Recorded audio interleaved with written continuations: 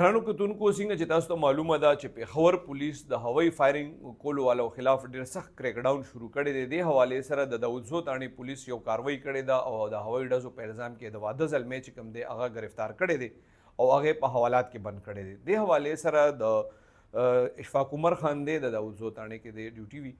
دا رپورټ درج کړی چې دوی ته اطلاع میلاو شو چې د امان افغاني کې واده دی او هلته خلک ډزې کوي. دوی کله چې دوی لاړل نو هلته خلکو ډزې کولې او دی کله د هغې د ګرفتارۍ کوشش کړی نو بیا هغې کور ته ننوتي دي، خو دی بیا هم وایي چې یاره د واده زلمی چې کوم دی وي هغه هم ډزې کولې، هغه سره تماچه او پولیس هغه ګرفتار کړی دی.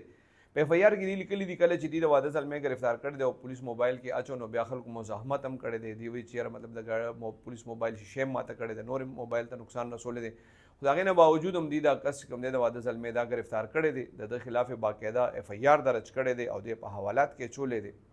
څنګه چې ما تاسو ته وویل نو پېښور پولیس مخکې هم دغسې مختلف ځایونو کې د واده زلمي چې کوم دي د هغې خلاف یې کاروایي کړې ده. نو دا یو ښه مطلب د دې کوشش دی ځکه چې دا هوایي ډزې چې کوم دي نو د پېښور ډېره ګنجان آبادي ده، دا چېرته ناچېرته خو دا ډز بیا چې کوم دی دا ګولۍ غورځېږي، اکثر په دې کې قیمتي زندګیانې چې کوم دي هغه ختمې شي.